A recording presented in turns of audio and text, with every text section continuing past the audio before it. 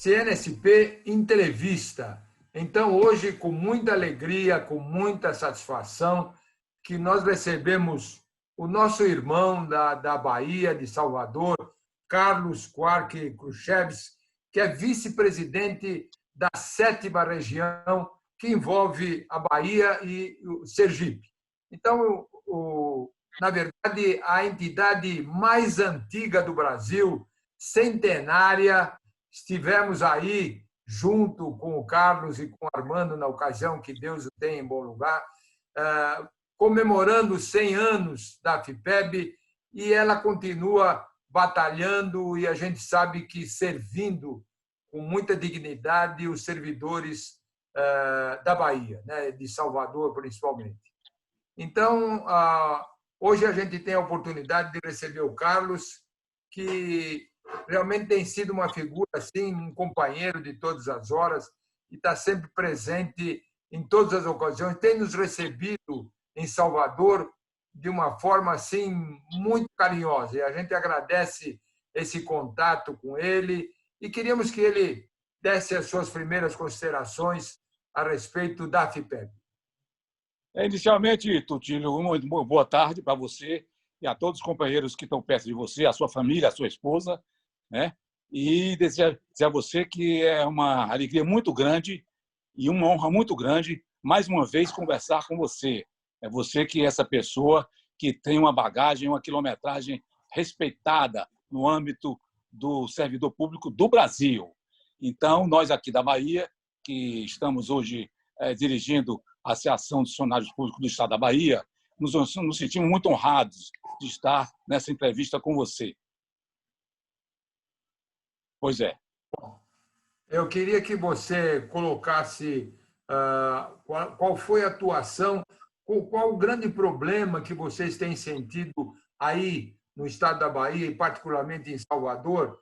Quais as maiores preocupações que vocês têm? Eu gostaria que você expusesse isso.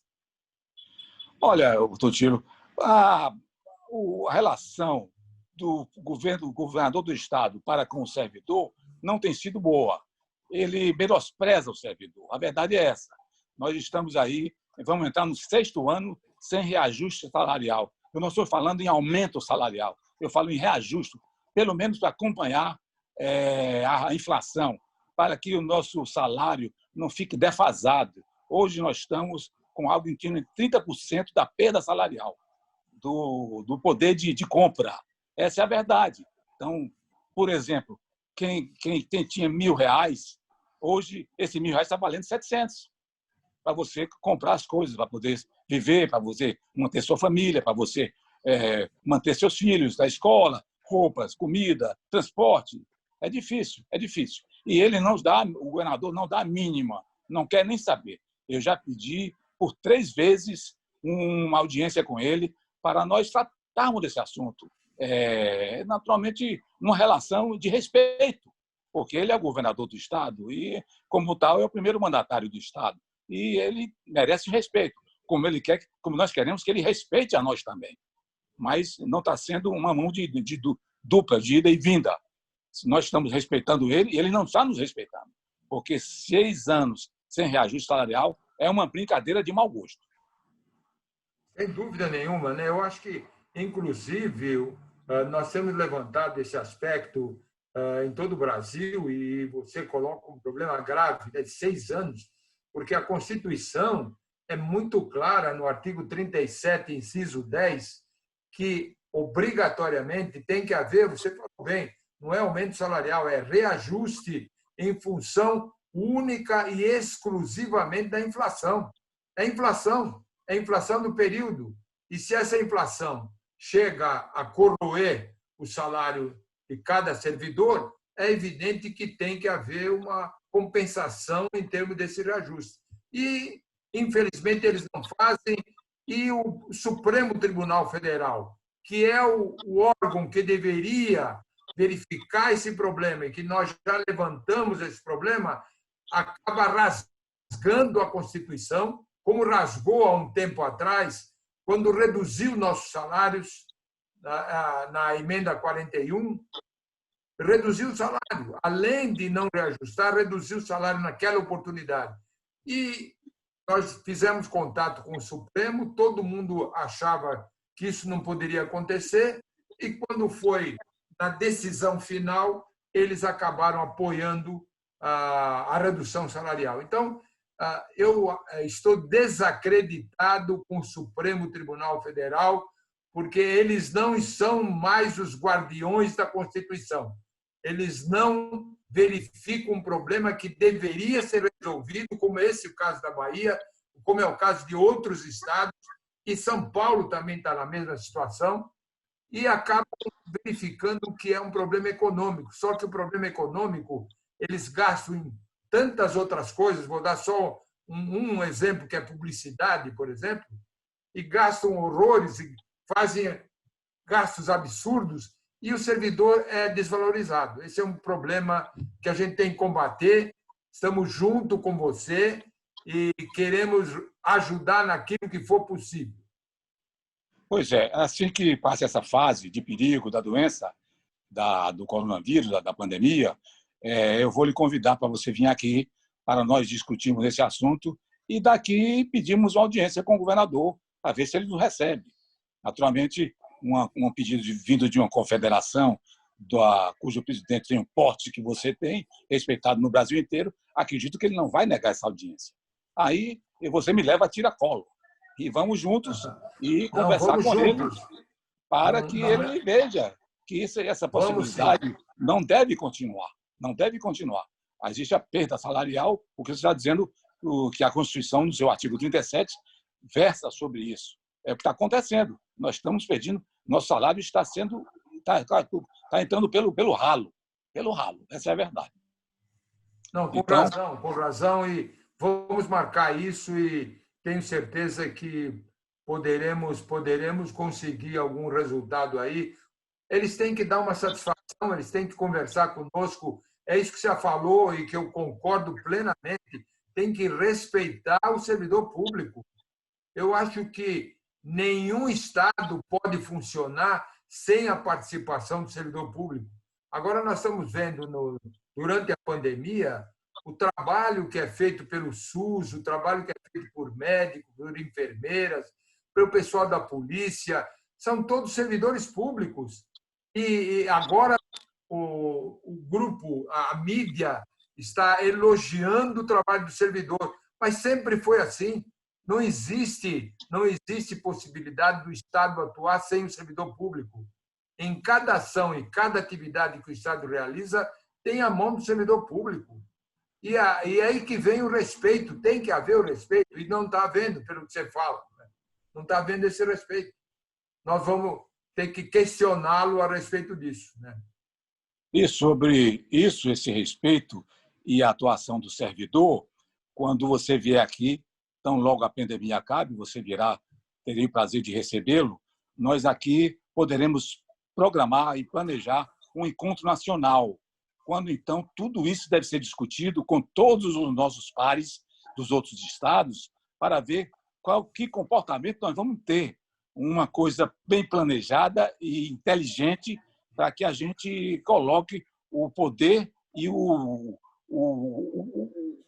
a atuação que nós estamos perante a nação brasileira. Sem dúvida, sem dúvida. Eu acho que é um papel importante e é nossa obrigação lutar por isso, porque os servidores, eles acabam, infelizmente, o servidor não analisa a situação. Nós devemos analisar melhor e a nossa grande arma, Carlos, e você sabe muito bem, que é o voto, né? E a gente acaba votando mal.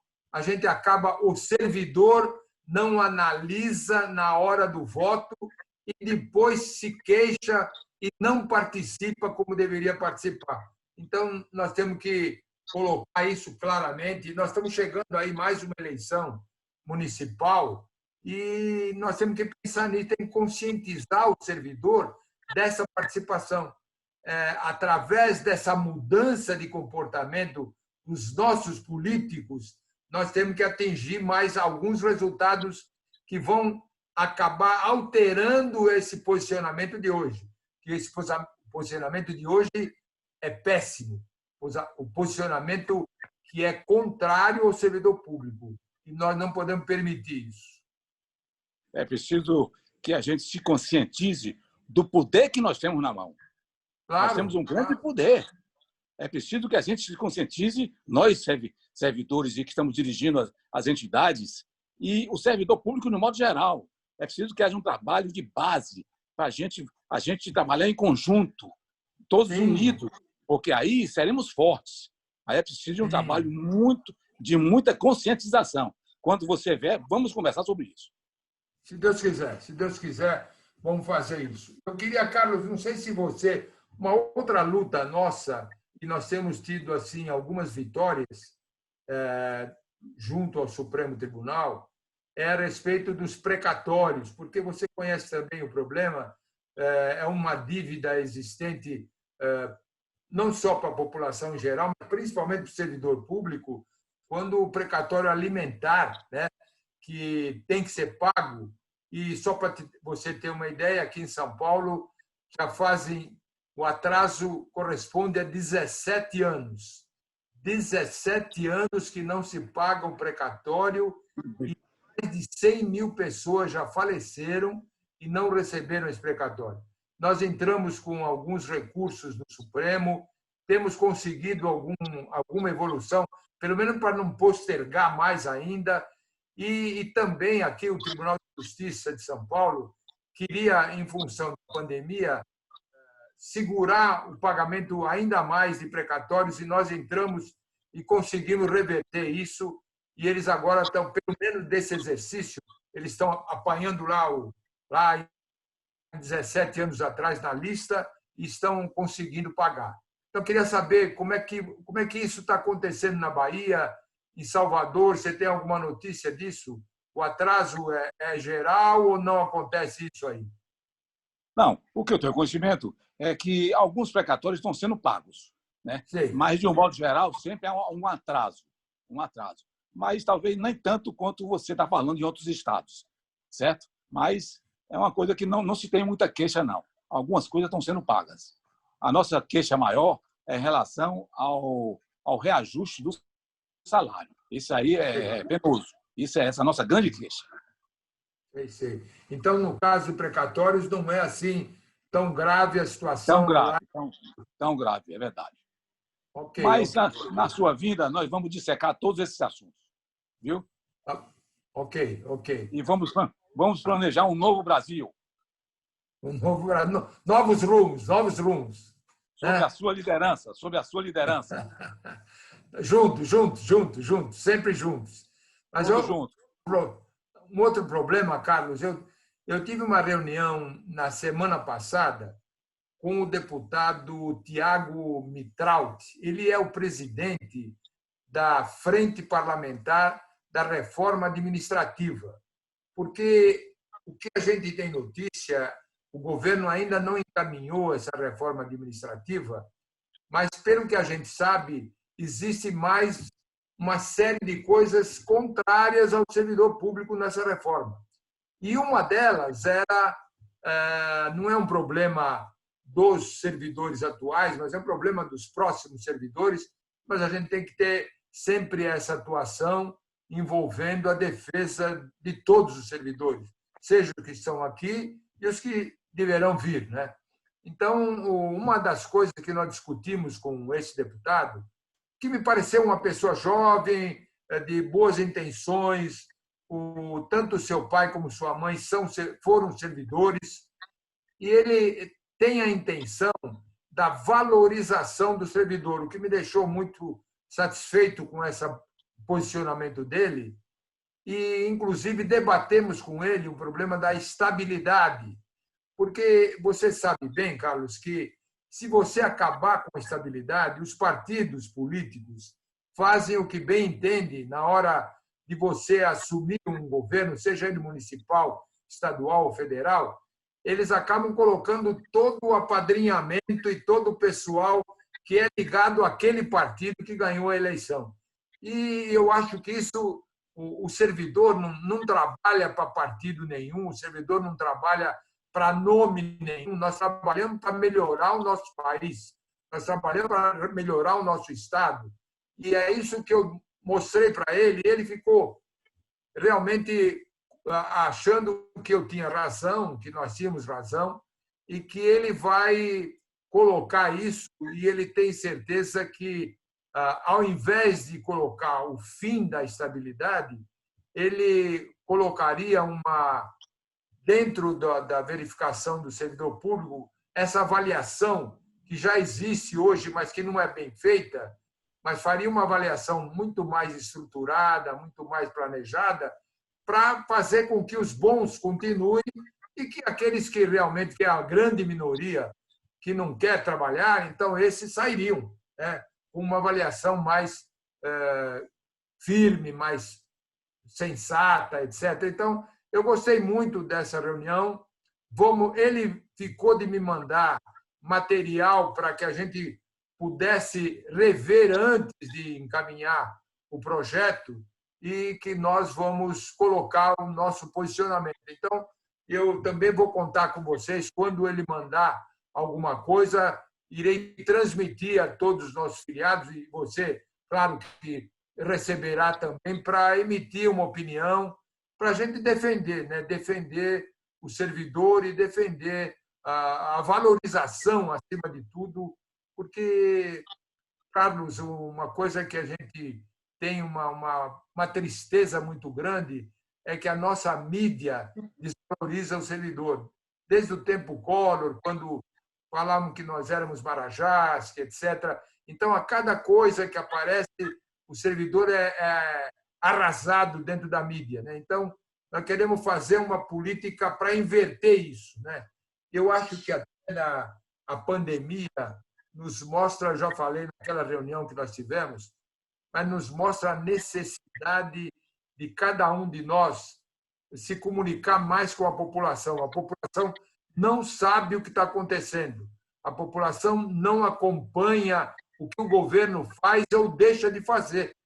E aí não sabe votar. Então, nós temos que nos preparar para colocar para a população o nosso posicionamento e mostrar o que o governador da Bahia, de São Paulo, do Rio de Janeiro, de todos os lugares, ele está cumprindo ou não cumprindo aquilo que ele colocou na sua campanha eleitoral. Então, isso é um ponto que a gente vai ter que discutir bastante e fazer um trabalho no sentido de fazer com que a população entenda mais o que está acontecendo. E nós contamos com a Bahia, sem dúvida alguma, nesse posicionamento. Nós, no momento que nos dermos as mãos e trabalharmos unidos, o Brasil vai sentir nossa força. É preciso que a gente se dê a mão e caminhemos juntos, para que a gente obtenha êxito, naturalmente, dentro de uma programação pré-estudada para nós avançarmos com inteligência. Perfeito. É isso aí. Você coloca uma coisa importante que eu sempre defendi e cada vez defendo mais, que é a união. A união. Infelizmente, ainda existe aquele ciúminho de olha, eu quero aparecer mais do que aquele, eu quero fazer mais do que o outro, mas, na verdade, falta união. Se houver a união, nós temos um número tão grande de servidores que, se colocar no Brasil, a gente tem 13 milhões, 14 milhões de servidores, colocando as suas famílias, isso multiplica por 3 e 4. Então, a força é muito grande, mas é necessário união total. É necessário que aquilo que você fala e que eu defendo há muito tempo, essa união faz a força. Sem a união, o que o governo faz? O governo sempre quer dividir. O governo divide. Ele quer que a saúde fique diferente da segurança, que a segurança fique diferente da educação e assim por diante. Ele manipula o servidor público, né? E nós não queremos, nós queremos unir. E aí é que vem a força. É o que você fala. Pois é. Na sua vinda, nós vamos sentar e conversar muito sobre todos esses itens que nós colocamos aqui. E vamos colocar em prática e vamos fazer uma revolução em cima disso. Muito bom. Eu fico muito feliz em saber da sua ideia, da sua atitude, do seu companheirismo. E eu não poderia esperar outra coisa, porque você sempre foi uma figura que é um irmão nosso, um irmão que sempre participou e Tenho continua certeza disso. participando. Tenho certeza disso. Então, eu confio em você, sem dúvida, e vamos trabalhar juntos e fazer com que haja uma possibilidade de movimentar essa história do Brasil e fazer com que a gente possa ter aquilo que você coloca, novos rumos, e até eu estou dizendo que é um servidor público pós-pandemia. Se Deus Sim, quiser, com conseguir. certeza. Tá bom, Totino? Olha, um grande abraço para você, para a esposa, para a família, para todos aí. Que Deus nos abençoe e cuide de todos nós, para que a gente possa lutar muito em favor do servidor, em favor do povo brasileiro. Muito obrigado, Totino. Fiquei muito feliz em conversar com você, dessa entrevista que nós fizemos agora, nesse momento, de colocar as minhas ideias. E quero dizer a você que a Bahia continua de braços abertos para você. E você é o nosso grande líder. Muito obrigado. Ricardo, muito obrigado, um grande abraço. Tudo de bom para você e a família. Obrigado, Totino. Tchau, Recomendações. tchau.